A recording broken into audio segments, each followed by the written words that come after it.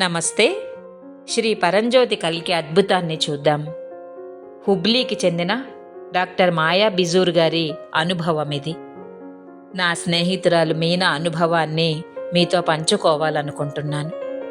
ఆమె కొన్ని సంవత్సరాలుగా భగవద్ధర్మంలో ఉంది. కానీ తీవ్రమైన అనారోగ్య సమస్యల కారణంగా ఆమె భౌతికంగా కార్యక్రమాలకు హాజరు కాలేకపోయేది. ఆమెకు 2011లో బస్సు ప్రమాదం జరిగింది. 2 సార్లు వెన్నెముకకు శస్త్రచికిత్స చేయవలసి వచ్చింది. కానీ ఇది ఆమె కాళ్లల్లో బలాన్ని తిరిగి పొందడంలో సహాయపడలేదు. ఇటీవల ఆమెకు కొన్ని ఇతర సమస్యలు ఏర్పడి దీని కారణంగా ఆమె మాట కూడా అస్పష్టంగా ఉంది. జీవితాన్ని ఎదుర్కొనేందుకు ఆమెకు అంతర్గత బలాన్ని అందించిన ముక్తి మోక్ష తరగతుల ద్వారా ఆమె ధర్మంతో సన్నిహితంగా ఉంటుంది. ఇటీవల నేను ఆనంద స్థితిని ఆమెకు 2 నుండి 3 సార్లు బదిలీ చేశాను.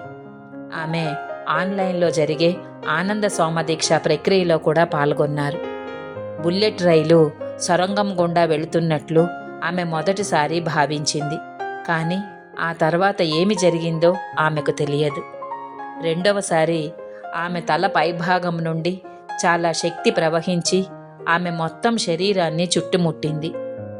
ఇది జరిగిన గత 2 వారాలలో ఆమె స్వరం కూడా మెరుగై మాట స్పష్టంగా మారింది. కానీ అత్యంత అద్భుతం ఏమిటంటే 12 సంవత్సరాలుగా ఇతరుల సహాయంతో వీల్ చైర్ మరియు నడవటానికి వాకర్ మీద ఆధారపడిన ఆమె ఇప్పుడు స్వతంత్రంగా నడవగలదు. ఆమెకు కాలు నొప్పి, వెన్ను నొప్పి కూడా ఇప్పుడు లేవు. శ్రీ పరంజ్యోతి కల్కి వారి యొక్క అపారమైన ప్రేమ మరియు దయకు మా ప్రగాఢ మరియు హృదయపూర్వక కృతజ్ఞతలు.